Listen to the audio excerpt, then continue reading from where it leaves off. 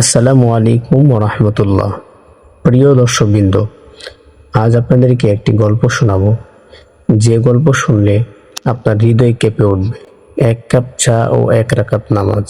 এক সন্ধ্যায় শহরের এক ব্যস্ত রাস্তায় বসেছিলেন এক বৃদ্ধ লোক।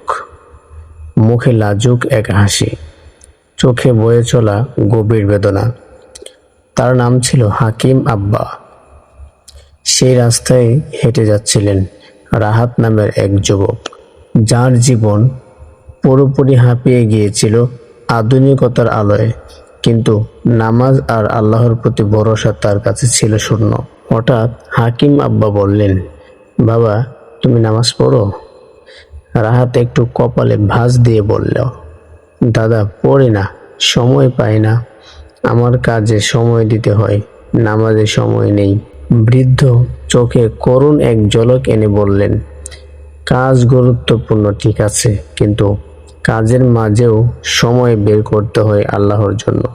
এক কাপ চা খেতে তোমার 10 মিনিট লাগে, আর এক রাকাত নামাজ পড়তে মাত্র 5 মিনিটও লাগে না। রাহাত হেসে বলল, দাদা, নামাজ আমার কাছে কঠিন, চা সহজ। দিন যেতেই গেল। পরের দিন রাহাত আসে আরেকবার। তার হাতে ছিল জায়নামাজ। সে বলল, দাদা, তোমার কথা মাথায় রেখে চেষ্টা করলাম, এখন আমি শুধু চা খাবো না, নামাজও পড়ব। হাকিম আব্বার চোখে অশ্রু এসে গড়ল। বাবা, আল্লাহকে সময় দিলে জীবন শান্তি পাবে।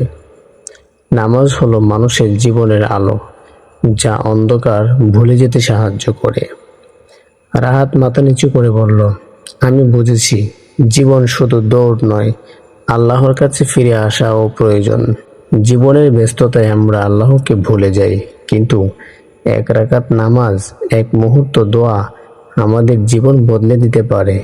সময় নেই বলে নামাজ ত্যাগ করলে একদিন সময় পেয়ে জীবনেও অনেক কিছু পাবে না। তাই সময় নেই বলে নয়, সময় করে নামাজ পড়ুন, আল্লাহর কাছে ফিরে আসুন।